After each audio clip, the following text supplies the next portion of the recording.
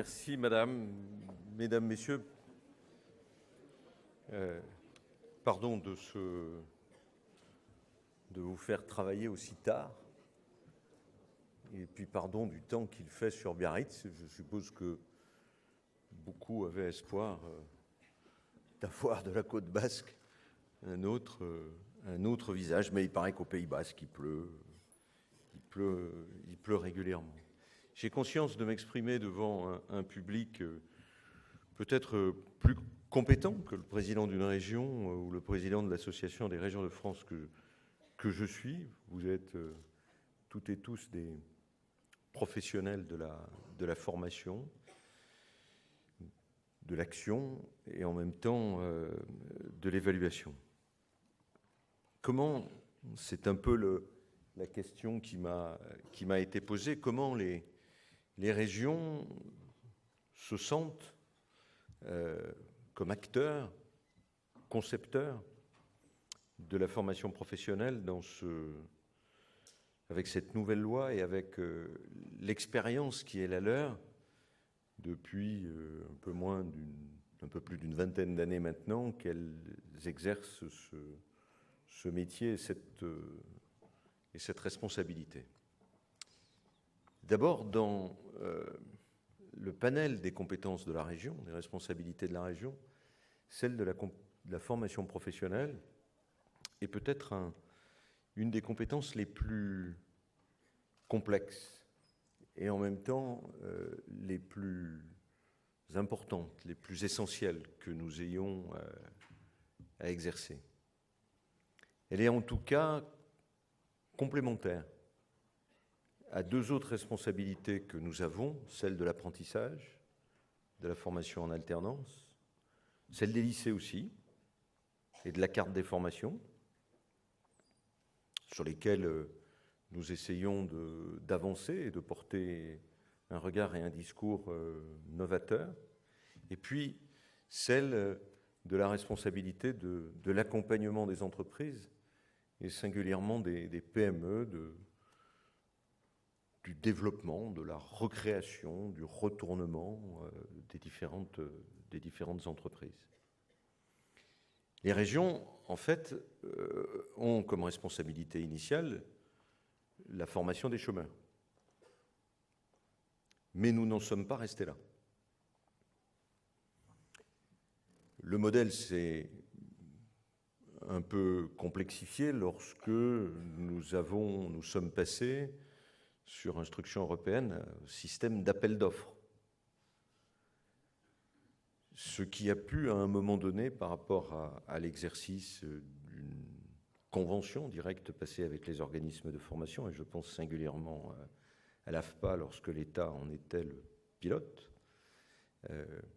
rend la chose un peu plus complexe, même si aujourd'hui, ce que l'on appelle les SIEG, cette possibilité d'intervenir directement pour des publics plus éloignés de l'emploi, plus fragiles, nous permet de rendre les choses plus directes.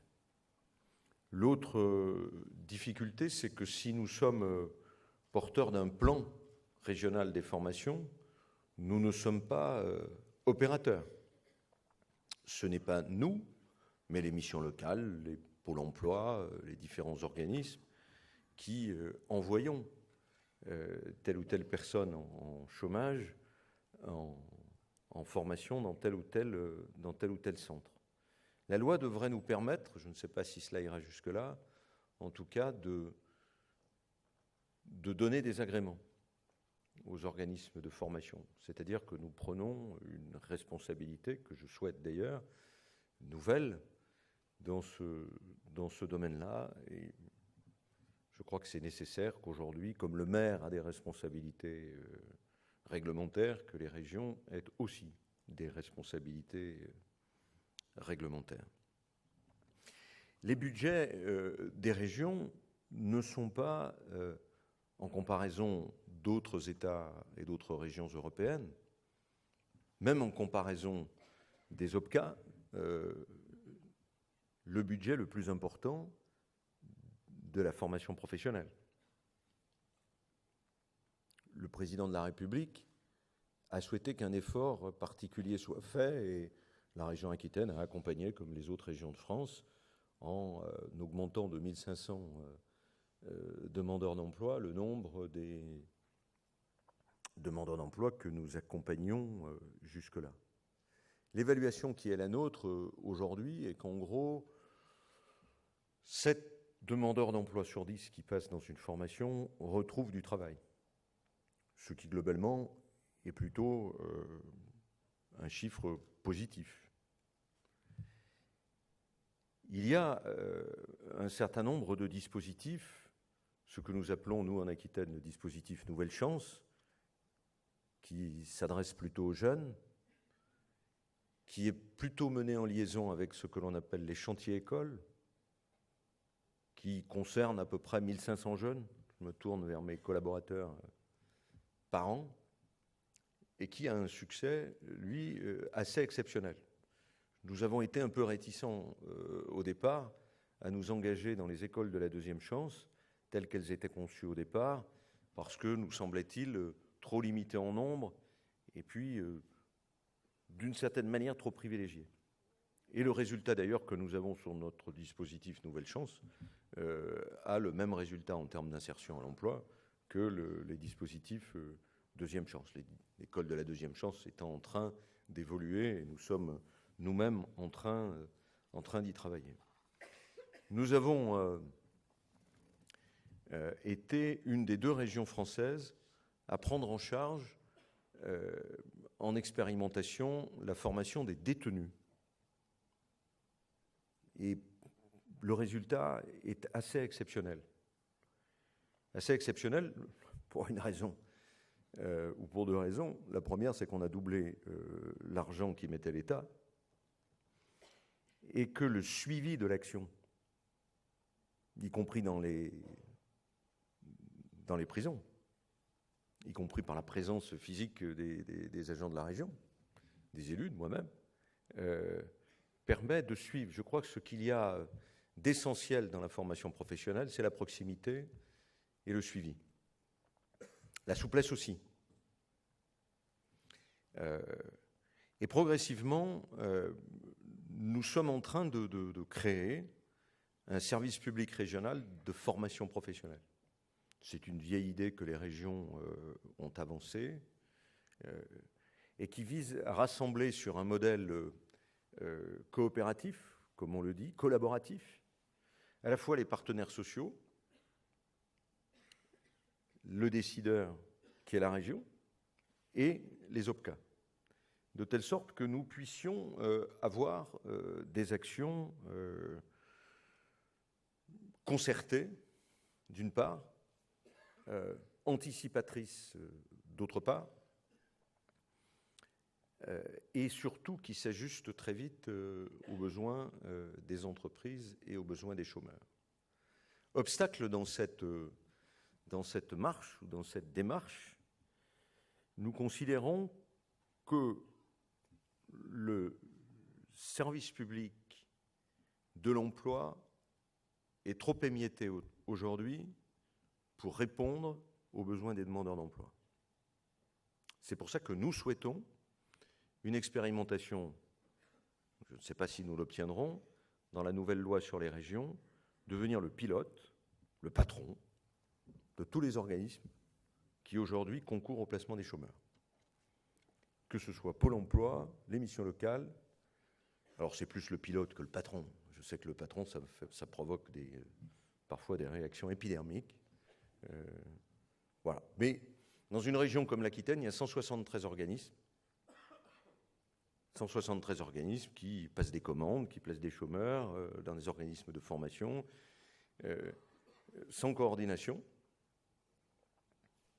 Vous imaginez les pôles emploi, les missions locales, les PAIO, les plis, les maisons de l'emploi. La maison de l'emploi était une bonne idée de Jean-Louis Borloo, d'ailleurs.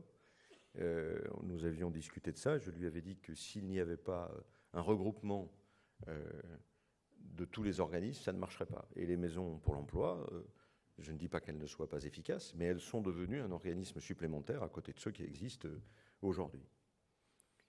Donc, en parlant de formation professionnelle, je parle aussi de tous les organismes qui reçoivent les demandeurs d'emploi. Je dirais qu'il y en a de deux sortes. Celui ou celle qui, au bout de 2 ou 3 mois, par ses compétences, par ses connaissances, par sa mobilité, par son histoire, par ses qualifications, va facilement retrouver un emploi. Il est dans un métier à tension, en tension, pardon. Et puis, il y a le deuxième exemple qui commence une galère et un nomadisme qui se termine souvent devant le bureau du maire pour demander une embauche dans les services de la ville. Pour ceux qui ont été maires, et je l'ai été pendant assez longtemps, on sait ce que ça veut dire. Donc il faut qu'on trouve un système qui pilote tout cela. Nous avons vécu en Aquitaine des choses incroyables. Je me souviens d'un exemple en 2005, circulant dans les quartiers d'habitat social de ma commune de Pessac, rencontrant des jeunes, bac pro, mécanique, BTS, mécanique, au chômage, alors qu'une entreprise du sud de l'Aquitaine recrutait 100 compagnons par an. Et l'information n'existait pas. Nous avons créé un petit groupe de travail, on a rassemblé tout le monde, on a réglé le problème pour l'entreprise. Et le président de la République a raison de dire que les emplois non pourvus sont un vrai scandale avec un taux de chômage aussi élevé. Et nous sommes tous responsables de là, et nous ne pourrons pas régler ce problème s'il n'y a pas une petite révolution dans la gouvernance et l'organisation du dispositif, de l'emploi, de la formation et de l'orientation. Et la bataille des régions pour cette compétence qui va à la fois de la recherche, en passant par la formation, jusqu'à l'entreprise, n'est pas un combat pour grossir. C'est simplement une bataille de cohérence et de modernisation de l'outil public. Les entreprises se sont réorganisées. Nous devons aux citoyens, aux contribuables, aux chômeurs, aux entreprises, de savoir nous réorganiser. Et c'est peut-être pour moi la leçon aujourd'hui, ou le défi aujourd'hui qui est le plus compliqué. On sent bien qu'il y a des réticences. On sent bien que chacun veut garder son petit bout d'autonomie. Les missions locales sont aujourd'hui cofinancées par l'État, par la région, par les départements, parfois par les intercommunalités qui les accueillent, et chacun veut rester dans son lieu. Or, quel est l'intérêt d'un service public, fût-il partagé avec le privé? Tous les organismes de formation ne sont pas publics, heureusement. C'est le service rendu, c'est l'usager. Et je pense que nous aurons à faire cette petite révolution aujourd'hui sur cette organisation. C'est ce qui me semble être le plus important, avec aussi pour nous, dans le cadre de la loi, sur ce compte personnel de formation, sur le fait qu'existe toujours ce problème de l'histoire du salarié qui est passé dans un grand groupe ou qui est dans une PME ou dans une TPE. Il y aura toujours ce problème de l'accès à la formation, comme il y a dans l'éducation initiale, le problème de l'égalité des chances ou de l'accès de tous à une formation choisie. Le deuxième point sur lequel je voudrais insister, c'est ce qui concerne le service public de l'orientation, qui, lui, est inscrit dans la loi et qui a été attribué aux régions. Orientation qui nous semble essentielle, que ce soit pour les demandeurs d'emploi ou que ce soit pour les jeunes.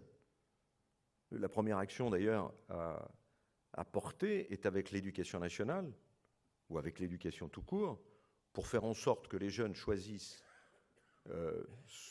là où ils ont envie d'aller, comprennent la société complexe dans laquelle ils sont. Les familles ne sont pas toutes aptes à pouvoir donner des conseils, montrer des exemples.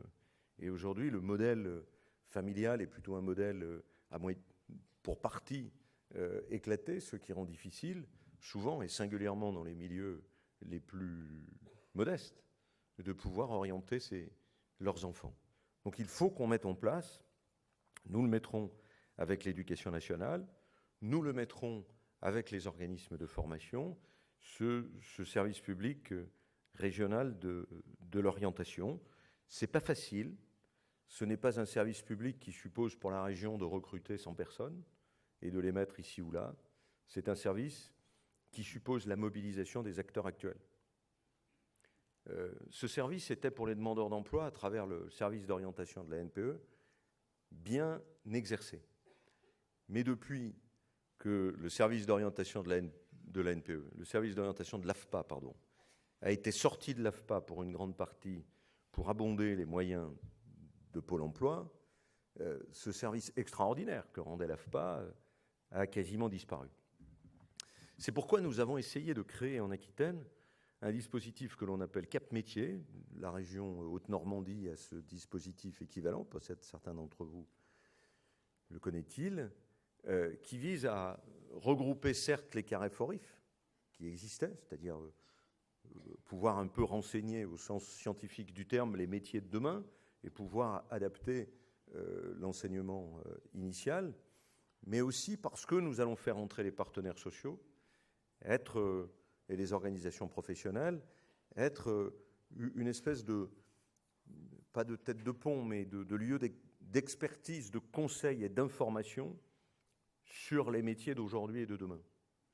Et essayer de mobiliser par des formations, par des expositions, y compris dans les lycées, dans les missions locales, etc., essayer de faire en sorte que nous informions sur les métiers et leur formation et que nous essayions de diffuser le système d'orientation du mieux possible à travers tout le territoire avec de nouvelles méthodes. Les nouvelles méthodes, c'est peut-être des bacs pro qui viendront expliquer aux collégiens ce qu'est le métier de conducteur d'engin ou de soudeur.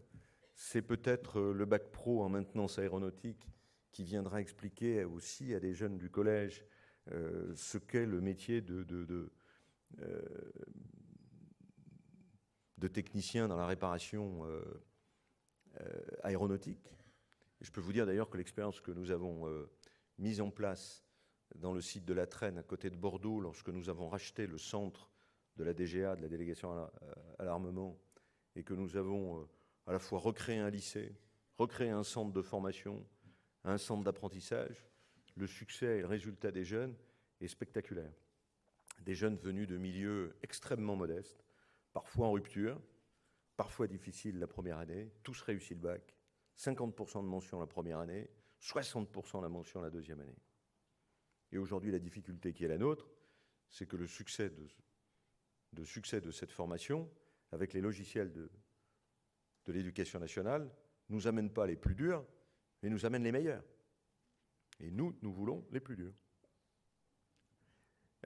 Donc il y a des exemples qui sont en place, qui aussi rapprochent, encore une fois, dans nos établissements, la formation professionnelle, la formation par apprentissage et la formation initiale.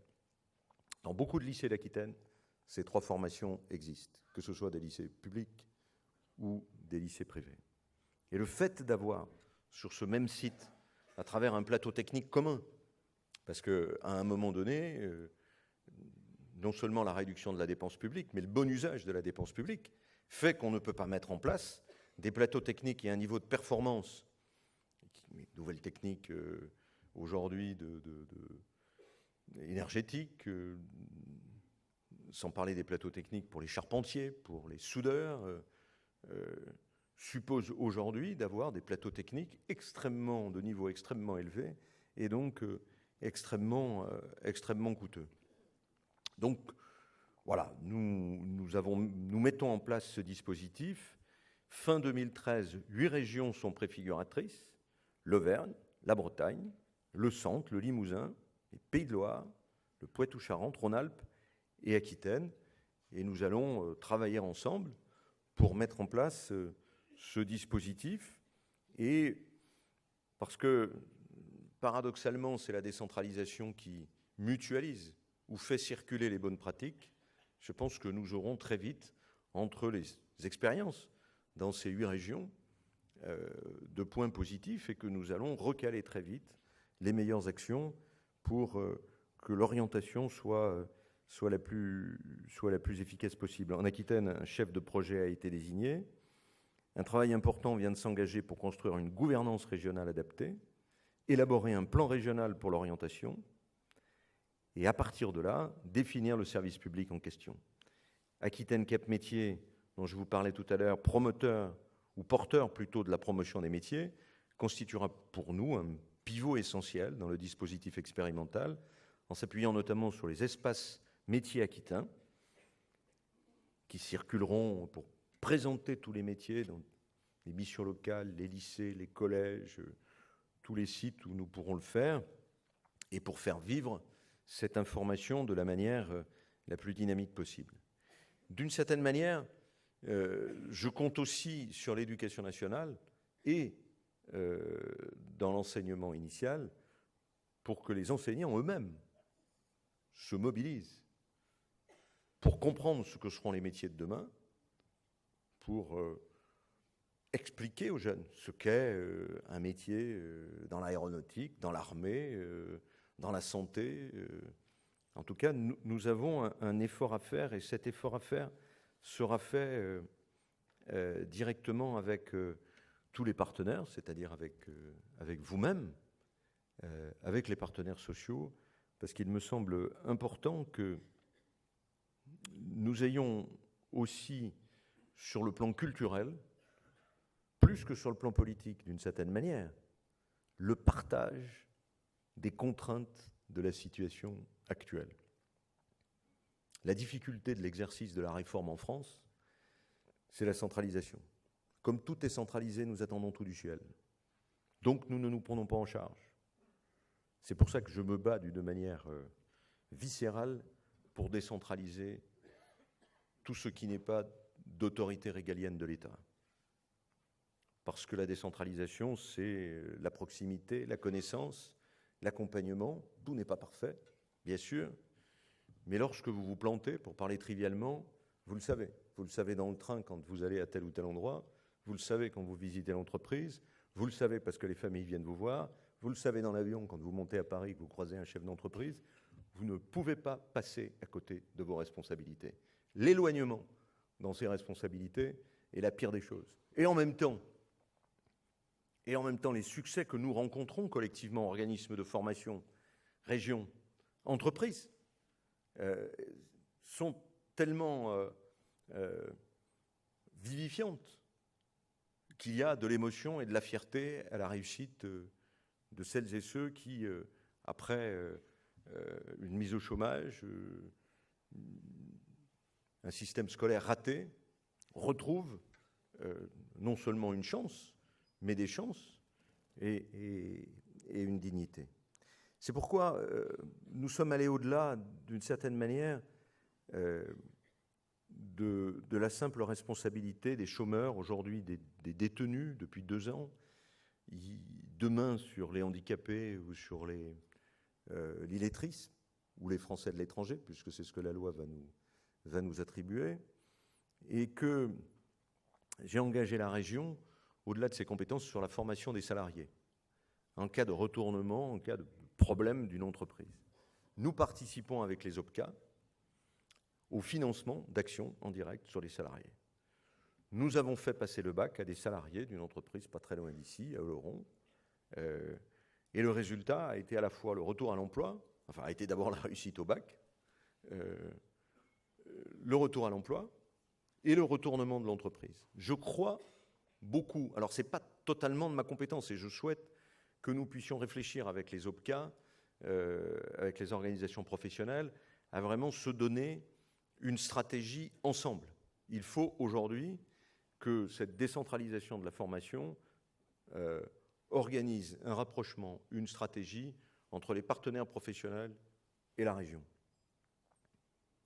Il ne s'agit pas simplement de mettre des salariés en formation pour régler une période difficile ou un plan de licenciement.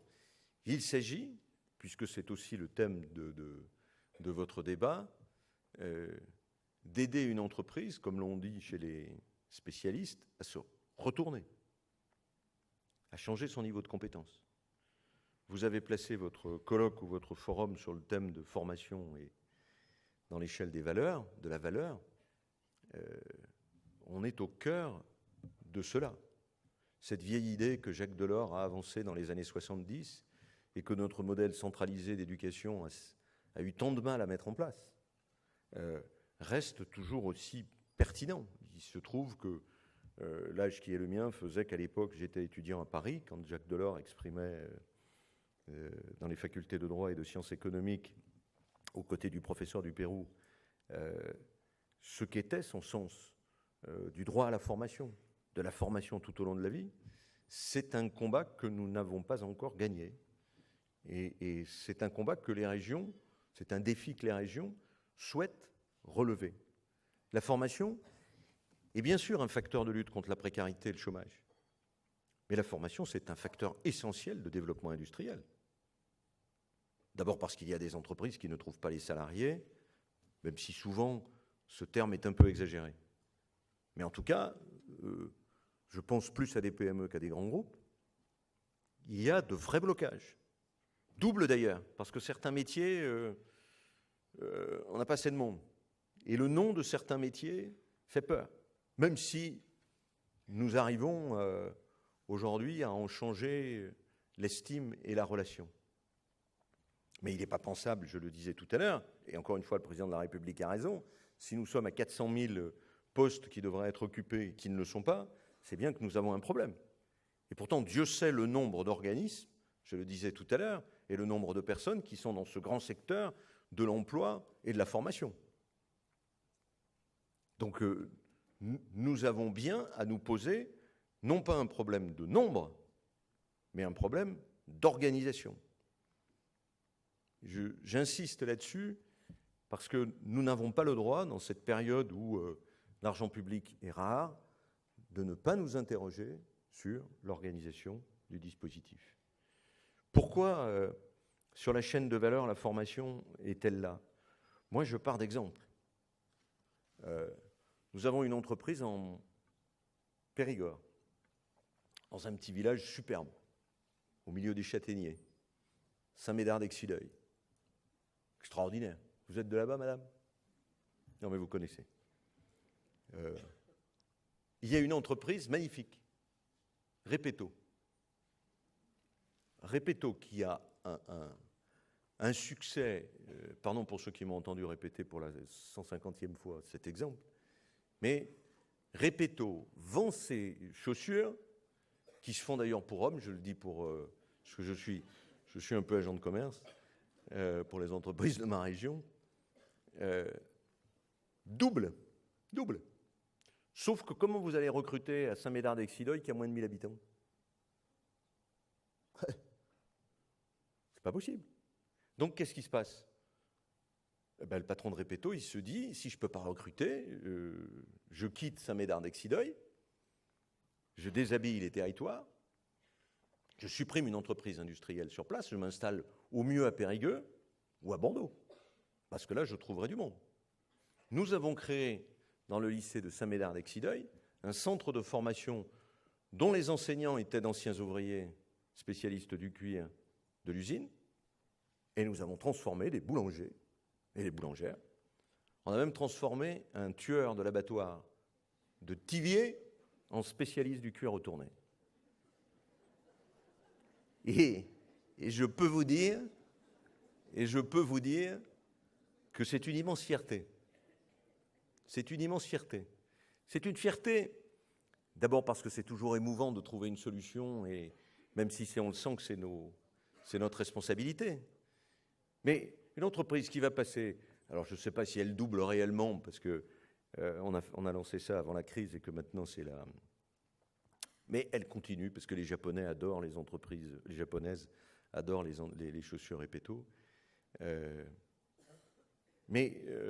Voilà, on a empêché que cette entreprise ne se délocalise. On a fait de même d'ailleurs, pas très loin d'ici, à Aire-sur-Adour, pour ceux qui connaissent, dans une entreprise qui s'appelle Pothèse, une entreprise, un vieux nom de l'aéronautique. Cette entreprise, a été reconstruite, s'est développée. Alors ça, c'est le volet industriel. Et nous avons créé un centre de formation où, là encore, je ne sais pas pourquoi, on a transformé des boulangères en spécialistes de la réparation aéronautique. Je ne sais pas quel est l'apprentissage des boulangers ou des boulangères, mais alors c'est un métier fabuleux qui... voilà, je ne sais pas. Voilà. Nous sommes en train de faire la même chose à Sarlat, parce qu'on n'a plus personne pour réparer les vieilles maisons sarladaises, à refaire les toits de Lose. Et ce sont des métiers... Donc, l'organisation de la formation, ici, la maintenance aéronautique, là, le cuir, ailleurs, la construction des avions, un peu plus haut dans les Landes, le bois, plus au fond de la Dordogne avec Hermès, avec toutes les activités de luxe au métier du luxe, que ce soit du cuir ou du textile. Nous allons vraisemblablement réfléchir aussi au métier d'art. Voilà, c'est ça aussi la décentralisation. La capacité, à partir du contact que nous avons avec le terrain, avec les entreprises, avec l'information sur les secteurs en tension, la possibilité de créer des spots. Alors peut-être faudra-t-il fermer ce spot assez rapidement, lorsqu'il aura réussi. Mais pour l'instant, nous sommes en train d'investir 1 million d'euros à côté de Saint-Médard-d'Excideuil dans le lycée de Thiviers pour y accueillir cette formation au métier du cuir et du luxe. Et nous sommes en train de reconvertir, de retourner ce territoire de la vallée de l'Isle qui, dans les années 60 ou 80, avait plus de 20 000 emplois autour de la chaussure et qui, à un moment donné, s'était complètement effondré. Donc il n'y a pas de fatalité.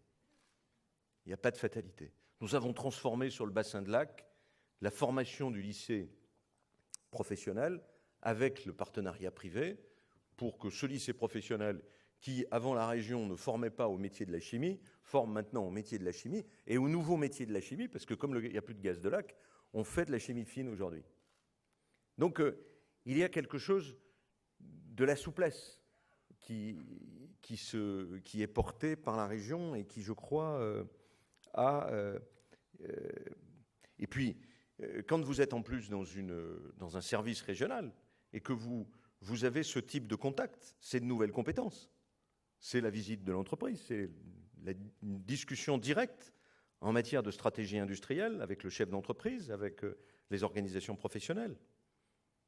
C'est une nouvelle façon, me semble-t-il, de faire de la formation, aux côtés de la formation initiale classique, aux côtés de la formation par apprentissage.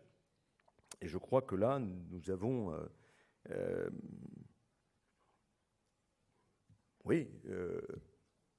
tiré une pelote qui se retrouve dans la dynamique industrielle de l'Aquitaine. Nous sommes en discussion aussi avec les entreprises de taille intermédiaire. Nous avons créé, on est d'ailleurs la seule région aujourd'hui, un club de TI. Vous savez que c'est surtout dans ces entreprises qu'on va créer de l'emploi avec les PME, à la fois pour accompagner les PME, mais pour réfléchir au problème des ressources humaines. Essayer d'avoir une vision stratégique pour l'économie régionale.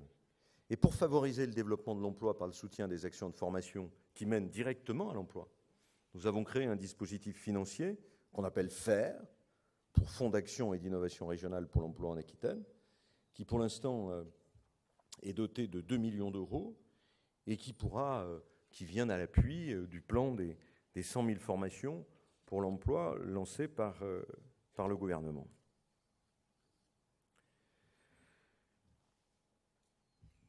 Aujourd'hui, plus de 20 000 places de formation professionnelle offertes chaque année. La mise en place pour nous du revenu social de formation, que j'ai lancé il y a quelques années maintenant, qui est en fait un véritable outil de sécurisation des parcours professionnels. La région y consacre 34 millions d'euros, parce qu'on s'est aperçu que prendre une formation éloignée, finalement, allait coûter plus cher avec les frais de transport, les frais d'hébergement, les frais de restauration, pour aller de l'autre côté de l'Aquitaine, aller ailleurs pour se former. Et donc, nous avons pris en compte, par rapport à la personne qui quitte le chômage, qui quitte les droits au chômage, d'accompagner cette formation et de donner de donner une rémunération à ces personnes formées. De même, nous avons un service qui fonctionne. Je n'ai pas créé des sous-préfectures régionales. Je suis pour la disparition des sous-préfectures, comme chacun le sait, qui me connaît. Mais nous avons par contre des chargés de mission par bassin d'emploi, emploi-formation, qui en permanence est au contact avec le terrain et qui travaille avec les entreprises, avec Pôle emploi, avec les missions locales et que nous accompagnons. Voilà ce que je voulais évoquer. Donc pour moi, il y a une vraie attente. La formation est un vrai levier de compétitivité et de valeur, et pour les personnes et pour les entreprises. Et d'ailleurs, on ne peut pas séparer ces deux facteurs. Tout chef d'entreprise sait que sa meilleure valeur, sa meilleure richesse, c'est les personnes qui travaillent. C'est un investissement pour augmenter son capital compétences, que l'on soit demandeur d'emploi ou que l'on soit salarié. Je pense qu'il y a un effort particulier à faire pour la formation des salariés.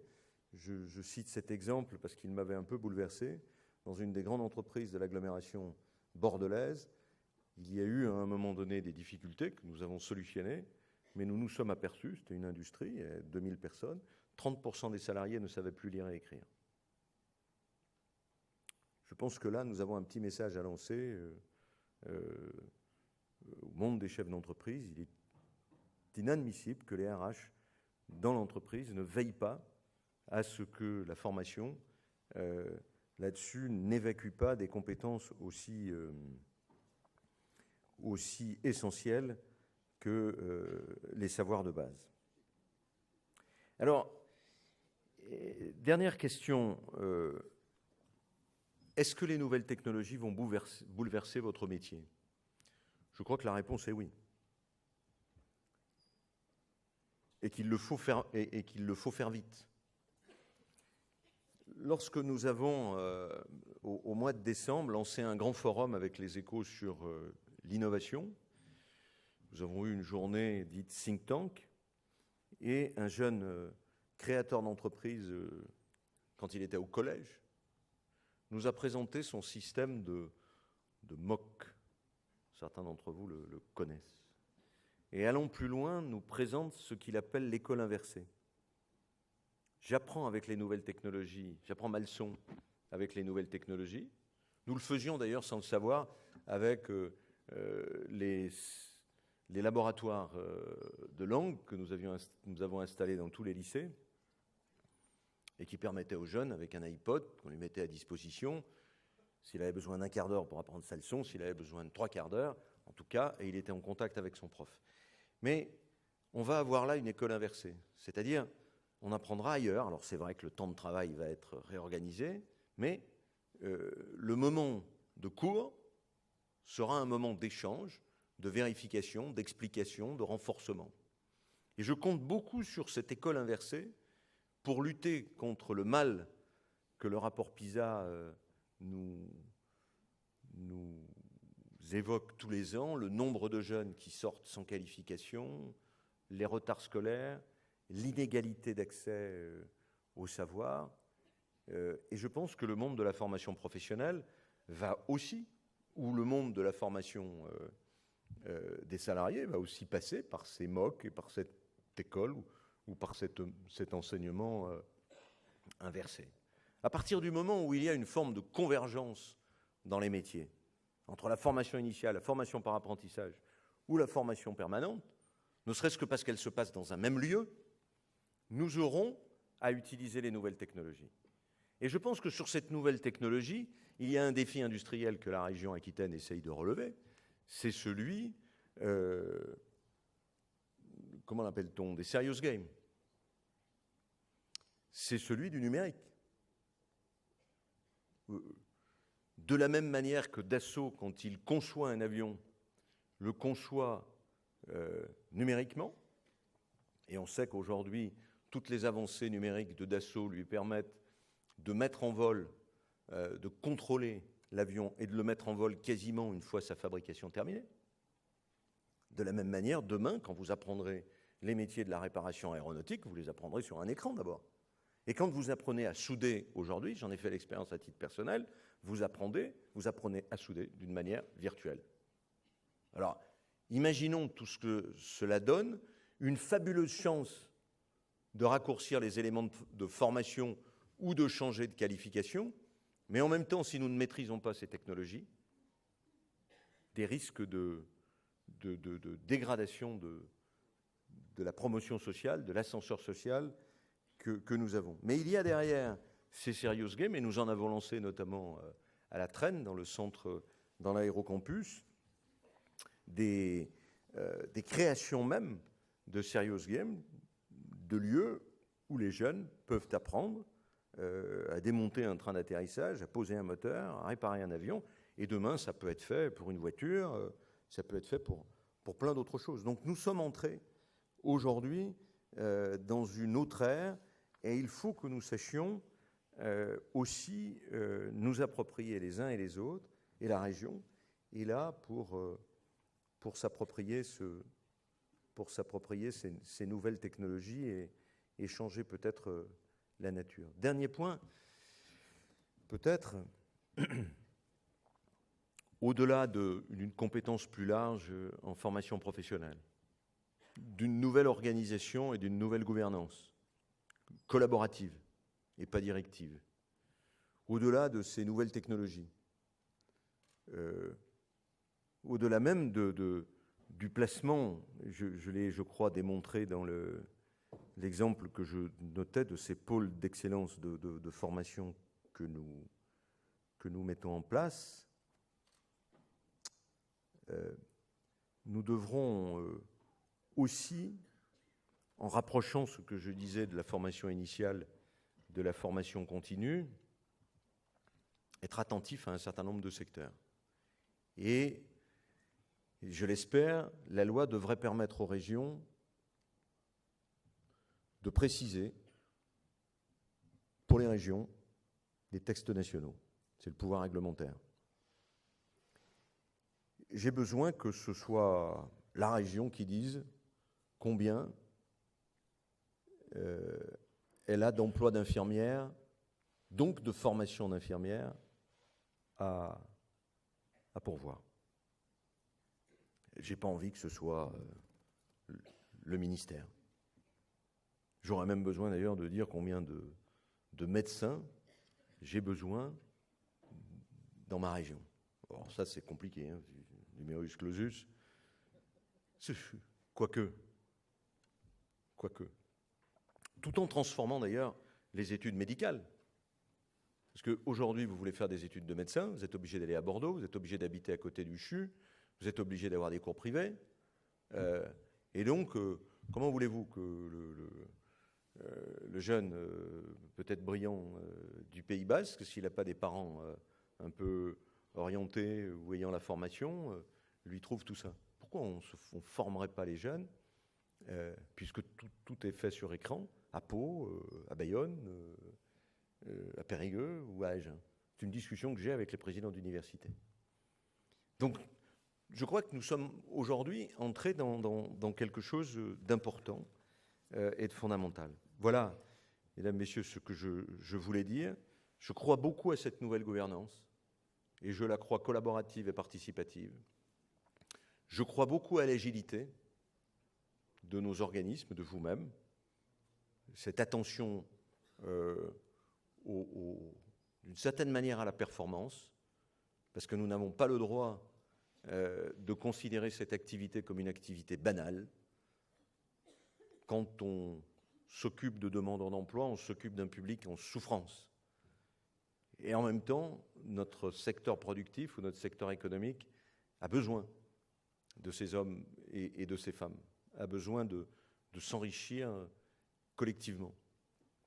Nous avons sûrement à réfléchir aussi à la façon avec laquelle on recrute les formateurs. Alors ça, c'est une petite réflexion un peu iconoclaste. C'est une critique à l'égard de personne. Moi, je souhaite qu'on réfléchisse la durée du travail, non pas hebdomadaire, mais tout au long de la vie. Et je souhaite que la fin de vie professionnelle ou la fin de carrière professionnelle transforme les salariés de quelque niveau hiérarchique que ce soit en coach ou en formateur. C'est ce que commencent à faire les Allemands, c'est ce qu'on a réussi avec Sideuil.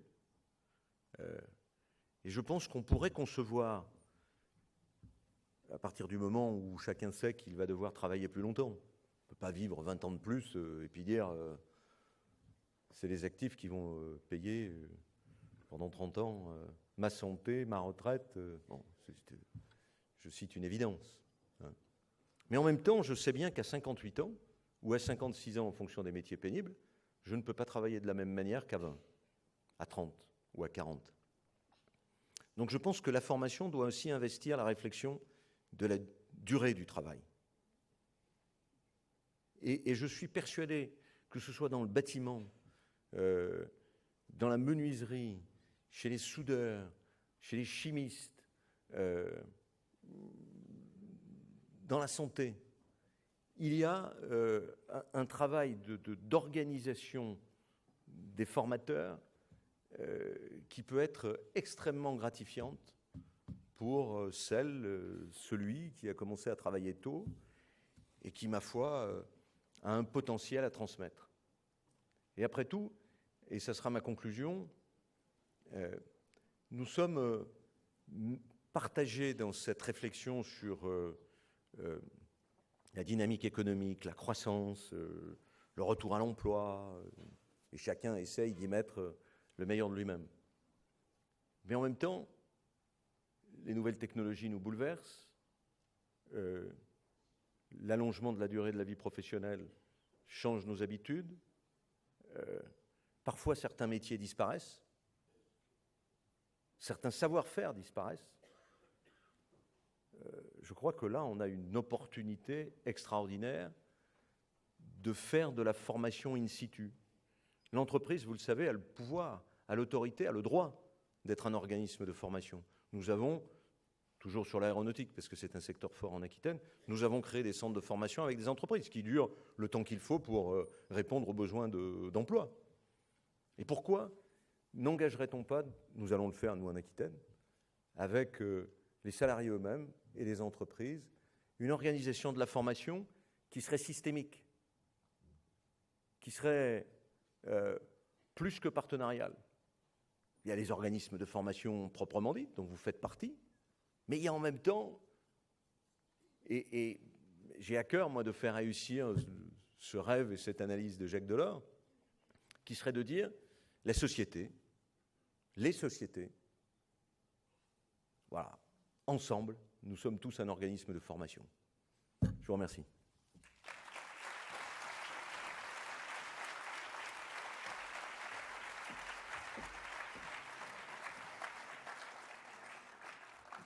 Merci infiniment, Monsieur le Président.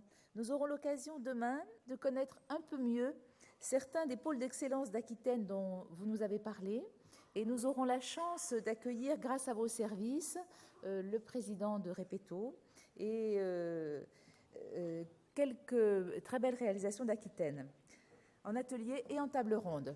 Il est à présent temps de nous restaurer. Je vous invite à passer à dans la magnifique salle des ambassadeurs sur votre droite. Je vous souhaite un bon appétit, une bonne soirée. N'oubliez pas de remettre les casques à la sortie de la salle. Nous nous retrouvons demain à 9h.